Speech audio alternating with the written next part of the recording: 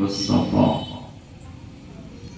وصحبه محب الحول والوفاء وخلفاء ساداتنا أبي بكر الصديق الأكبر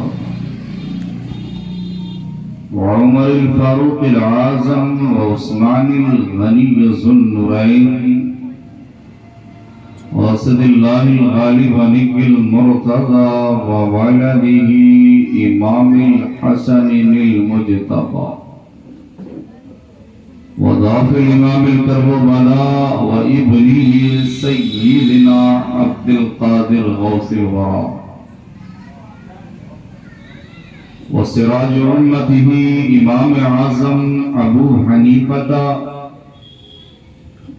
وابنه سيدنا عبد القادر غوث الورى ومرشدنا إمام أحمد رضا فاضل بريلوي وعلى الذي ما ضل ردد لمخالف سننا محسننا أخطر ذا قادري أما بعد فأعوذ بالله من الشيطان الرجيم بسم الله الرحمن الرحيم فقال النبي صلى الله عليه وسلم النكاح نصف الإيمان صدق الله العظيم وصدق رسوله النبي الأمين المتين الكريم ونحن على ذلك لمن الشاهدين والشاكرين والحمد لله رب العالمين.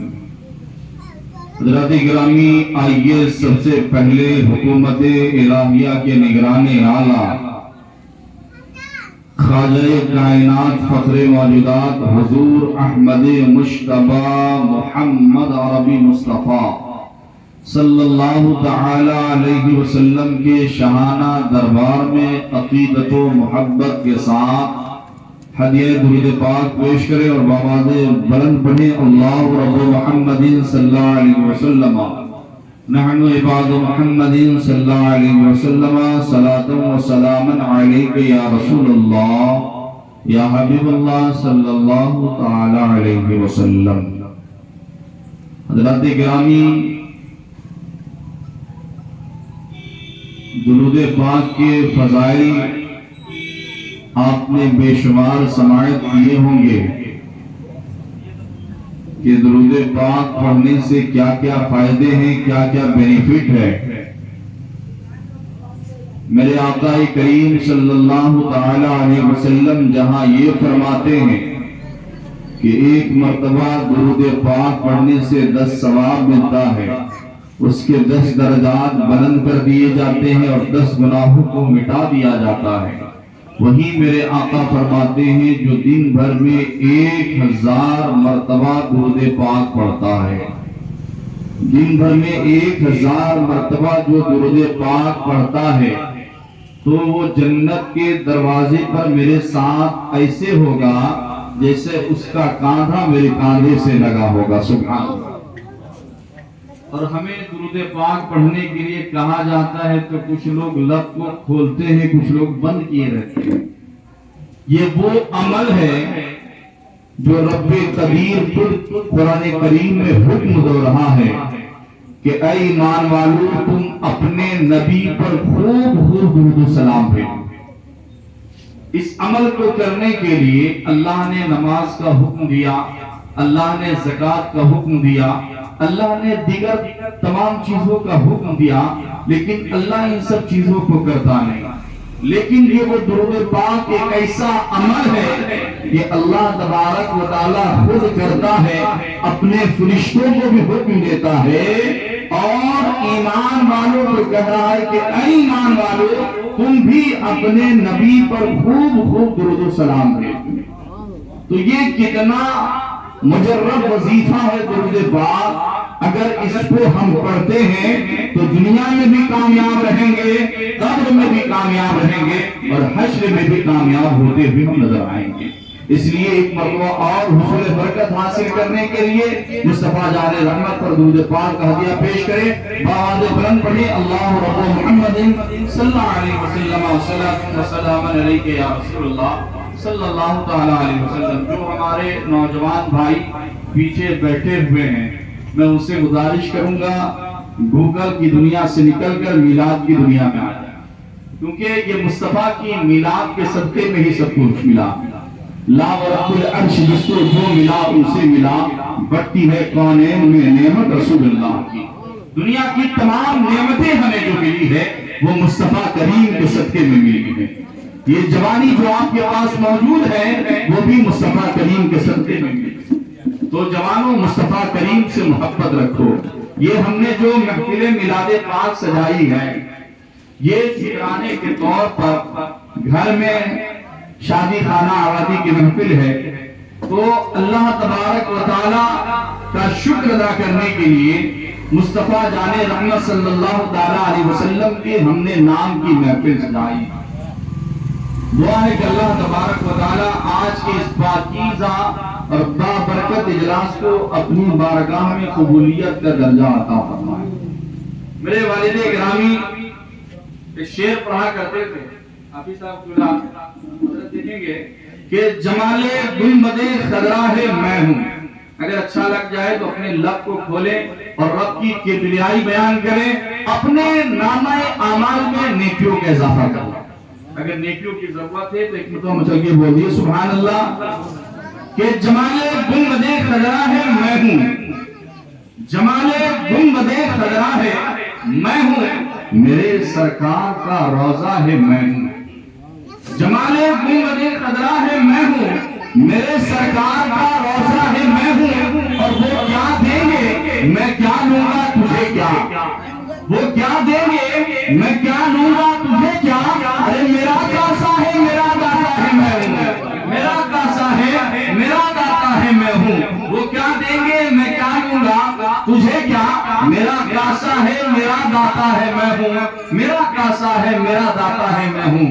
حضرات گرامی، وقت بہت کم ہے، اس لیے بڑی تیزی کے ساتھ سفر کرتے ہوئے خطابت کا جوہر نہیں نکلانا ہے، بلکہ آپ تک کچھ پیغام پہنچانا ہے۔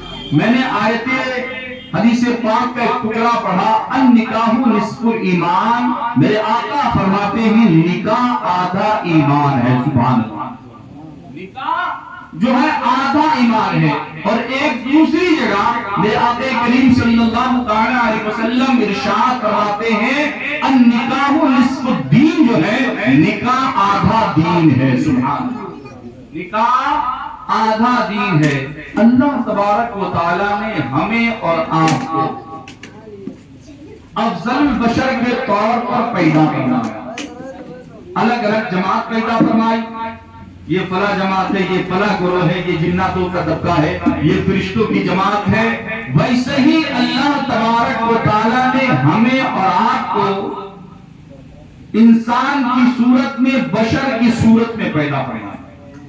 ہمیں اور آپ کو بشر کی صورت میں پیدا فرمایا۔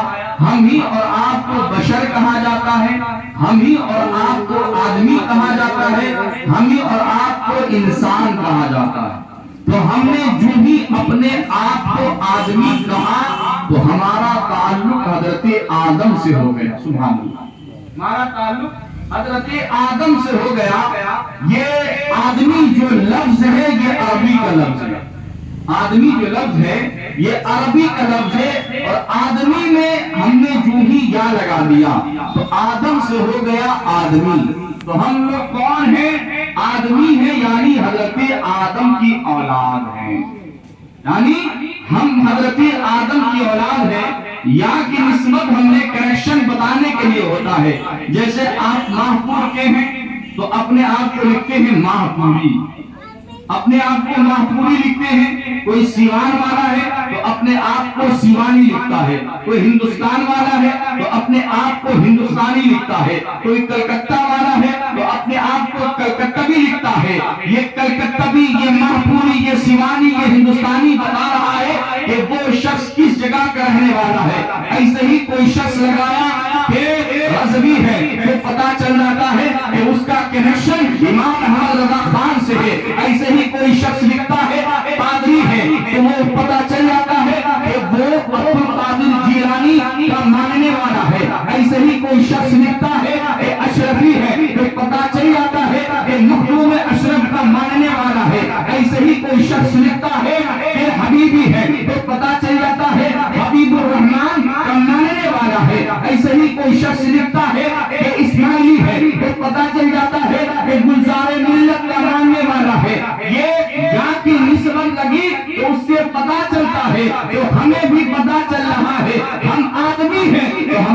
ताल्लुक हजरत आदम से है, हजरत आदम से है। आप किसी से भी पूछे, आप किसी से भी पूछे, किसी गैर मुस्लिम से आप पूछ ले कि वो कौन जा रहा है, तो वो भी कहेगा आदमी जा रहा है। उससे आप पूछे कि तुम कौन हो, तो वो ये भी कहेगा कि मैं आदमी हूं।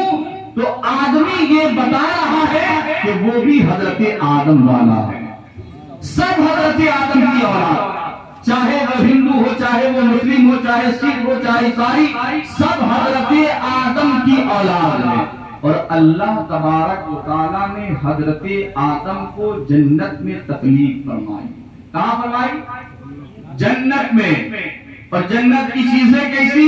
मेरे आका फरमाते हैं कि जन्नत ऐसी है जिसका आप तसव्वुर नहीं कर सकते, ना कभी आपने देखा, ना कभी उसके बारे में सुना। और हजरत आदम अलैहिस्सलाम उसी जन्नत में तकलीफ पा रहे हैं। हजरत आदम उसी जन्नत में हैं, जन्नत के बागो बहार को देख रहे हैं, जन्नत की रंगीनियों के देख रहे हैं, फल और फूल को देख रहे हैं, जन्नत की आलीशान बिल्डिंगों को देख रहे हैं, लेकिन हजरत आदम का जी नहीं लग रहा। हजरत आदम का जी नहीं लग रहा है। हजरत आदम परेशान है, हजरत आदम बेकरार है। अल्लाह तबारक व तआला ने हजरत आदम की बेकरारी को दूर करने के लिए, बेचैनी को दूर करने के लिए अल्लाह तबारक व तआला ने अपनी हिकमत कामला से हजरत सैयदतुना आयशा, हजरत सैयदतुना हव्वा रज़ियल्लाहु तआला अन्हा को पैदा फरमाया। और जो ही पैदा फरमाया तो अल्लाह तबारक व तआला ने कुरान मजीद में फरमाया, लितस्कुनु अलैहा, हमने जोड़ा पैदा फरमाया ताकि तुम्हें सुकून मिल जाए। सुभान अल्लाह, हमने तुम्हें जोड़ा पैदा फरमाया ताकि तुम्हें सुकून मिल जाए। अब हजरत आदम अलैहिस्सलाम आराम कर रहे हैं जन्नत में। आंख खुलती है तो क्या देखते हैं? सामने एक हसीन और जमील औरत है। हजरत आदम बातचीत करना चाहे, करीब होना चाहे, रब तबारक व तआला का हुक्म होता है, ए आदम ऐसे नहीं, पहले निकाह होगा। ए आदम पहले निकाह होगा। तो पता चलता है, हमारे नौजवान भाई तवज्जो दें, पता चलता है कि निकाह से पहले तो हम बातचीत करते हैं। हमारा रिश्ता कहीं लग गया, हम बातचीत करते हैं, या हमने पसंद कर लिया, हम बातचीत करते हैं। तो निकाह से पहले ना बातचीत है ना मिलना है। हजरत आदम अलैहिस्सलाम जब बातचीत करना चाहे, जब मिलना चाहे, तो रब का हुक्म क्या हो रहा है? हे आदम ऐसे नहीं, पहले निकाह होगा। अब निकाह की तैयारी हो रही है। कहाँ? जन्नत में। हम निकाह की तैयारी करें।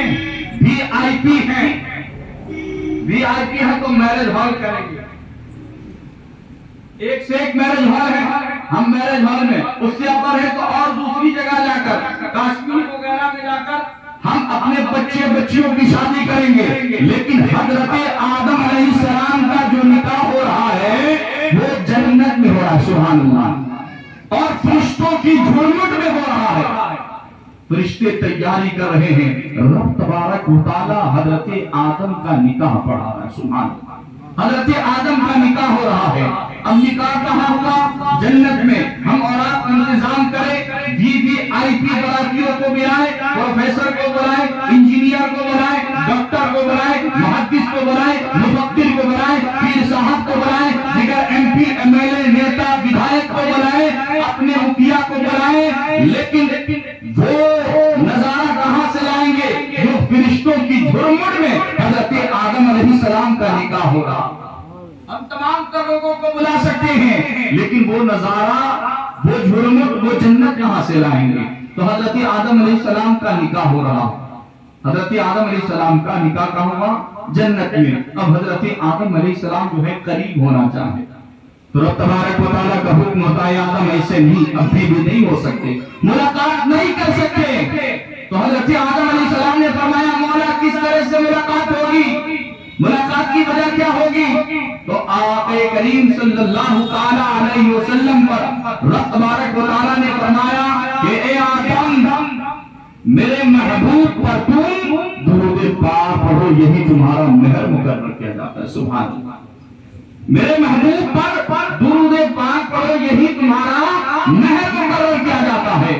اب حضرت آدم علیہ السلام ہمارے اور آپ کے نبی جناب محمد رسول اللہ صلی اللہ تعالی علیہ وسلم پر 20 مرتبہ درود پاک پڑھ رہے ہیں، اور یہی حضرت آدم علیہ السلام کا مہر مقرر ہوا۔ تو پتہ چلا شادی اور بیاہ کی محفل کرتے ہیں تو یہ بھی حضرت آدم علیہ السلام کی سنت ہے۔ ہم یہ جو میلاد کر رہے ہیں یہ کسی اور کی سنت نہیں، یہ ہم سب کے باپ حضرت آدم علیہ السلام کی سنت ہے۔ شادی بیاہ کے موقع پر مصطفیٰ کریم کو جو ہم یاد کرتے ہیں، ان کے نام کی محفل سجاتے ہیں، یہ کس کی سنت ہے؟ یہ حضرت آدم علیہ السلام کی سنت ہے، حضرت آدم علیہ السلام کی سنت ہے۔ حضرت آدم علیہ السلام جنت میں مصطفیٰ کریم پر درود پاک پڑھ رہے ہیں، جنت پر مصطفیٰ کریم پر درود پاک پڑھ رہے ہیں، اور ہمارے اور آپ کے آقا جناب محمد رسول اللہ صلی اللہ تعالی علیہ وسلم ارشاد فرمایا کرتے، من تجوزا فقد استکمل الدین، جس نے نکاح کیا اس نے اپنے دین کو مکمل کر لیا۔ سبحان اللہ، جس نے نکاح کیا اس نے اپنے دین کو مکمل فرما لیا۔ اور میرے آقا کریم آج خوشی کے موقع پر خوشی کا موقع میسر آ جائے تو ہم آپے سے باہر ہو جاتے ہیں۔ جو رب ہمیں خوشی دیتا ہے وہ ہمارے خوشیوں کو چھین بھی سکتا ہے۔ میرے آقا کریم صلی اللہ تعالی علیہ وسلم جب کسی نکاح کی محفل میں جاتے تو قرآن مجید کی چند آیت کریمہ کی تلاوت فرماتے ہیں۔ اس میں سے ایک آیت میں پڑھ رہا ہوں، آقا کریم فرماتے ہیں، یا ایھا الناس اتقوا ربکم الذی، آقا کریم صلی اللہ تعالی علیہ وسلم اس آیت کریمہ کو پڑھتے ہیں اور لوگوں سے فرماتے ہیں، لوگوں اللہ سے ڈرو، اللہ سے ڈرو، اس لیے کہ جو رب خوشی دے رہا ہے وہ تمہاری خوشیوں کو چھین بھی سکتا ہے۔ جب خوشی ملے تو رب کا شکر ادا کریں، رب کا شکر ادا کریں۔ خوشی ملے تو آپے سے باہر مت ہو جائیں، کنٹرول سے باہر مت ہو جائیں۔ جب خوشی ملے، سلطنت مغلیہ کا آخری بادشاہ جسے بہادر شاہ ظفر کہتے ہیں، وہ عقیدے سے حضرت جسے اس زمانے میں پکا بریلوی کہتے ہیں، عقیدے سے وہی تھے، پکا بریلوی، اور بہت اچھے شاعر بھی تھے، بہت خوش مزاج بھی تھے۔ وہ اپنے شعر میں لوگوں کو پیغام دینا چاہ رہے ہیں اور فرماتے ہیں کہ ظفر آدمی اس کو نہ جانیو، ظفر آدمی اس کو نہ جانیو، ہے وہ ایسا ہی صاحب فہم و ذکا، جسے عیش میں یاد خدا نہ رہے اور جسے عیش میں خوف خدا نہ۔ ظفر بہادر شاہ ظفر لوگوں کو پیغام دے رہے ہیں کہ اے لوگوں، جب خوشی مل جائے تو آپے سے باہر مت ہو جانا، اور جب غصے میں رہو تو کنٹرول سے باہر مت ہو جانا، کہ خدا سے خوف سے خالی مت ہو جانا۔ خوشی ملے تب بھی رب کا شکر ادا کرو، اور غم ملے تب بھی رب کا شکر ادا کرو، اس لیے کہ یہ سب جو نعمتیں ہمیں مل رہی ہیں، یہ شادی بیاہ، یہ نکاح کا پاکیزہ عمل جو ہے، یہ مصطفیٰ کریم کے صدقے میں ہمیں مل رہی ہے۔ لا ورب العرش، جس کو جو ملا ان سے ملا، بڑھتی ہے کونین میں نعمت رسول اللہ کی۔ یہ تمام تر نعمتیں ہمیں جو مل رہی ہیں یہ مصطفیٰ کریم کے صدقے میں ہمیں مل رہی ہیں۔ تو ہمیں چاہیے کہ شادی بیاہ کے موقع پر ہم خرافات نہ کریں بلکہ مصطفیٰ کی سنتوں پر عمل کریں۔ ہم ایک سنت کے چکر میں کتنے خرافات کرتے ہیں، اور پھر بعد میں حافظ صاحب کے پاس، مولانا صاحب کے پاس کہ ہماری بہو پریشان کر رہی ہے، آپ نے تو بارات نکال کر لوگوں کو پریشان کیا، پورے علاقے کو پریشان کیا، اور رت جگہ میں اللہ کی طرح کیا کیا آپ نے کیا، پھر آپ کہتے ہیں کہ ہم پریشان ہیں۔ پریشانی والی کام تو آپ نے کی ہے۔ ایک سنت جو مصطفیٰ کریم نے کہا کہ النکاح نصف الایمان، یہ جو نکاح ہے آدھا ایمان ہے، سبحان اللہ۔ اور آقا کریم صلی اللہ تعالی علیہ وسلم نے کہا کہ نکاح میری سنت ہے، نکاح میری سنت ہے، تو آقا کریم نے نکاح کو اپنی سنت کہا ہے۔ ہم ایک سنت کے چکر میں کتنے خرافات کرتے ہیں، ہم ایک سنت کے چکر میں کتنے خرافات کرتے ہیں۔ ایک بہت پیاری بات یاد آ رہی ہے، حضرت عبداللہ ابن مبارک جو حضرت امام اعظم کے شاگرد ہیں، بہت بڑے محدث، بہت بڑے فقیہ، تقویٰ پرہیزگار کے مالک حضرت عبداللہ ابن مبارک۔ یہ وہ حضرت عبداللہ ابن مبارک ہیں جن کے والد گرامی مبارک، یہ ایک ترکی کا شخص تھا، اس کا ایک باغ تھا، اس کا ایک باغ، ایک گارڈن تھا جس کی رکھوالی کرتے تھے، دیکھ بھال کرتے تھے۔ ترکی کا جو شیخ تھا وہ اکثر باغ میں کبھی کبھار آیا کرتا تھا، تھوڑی دیر بیٹھا تھا اور چل جاتا تھا۔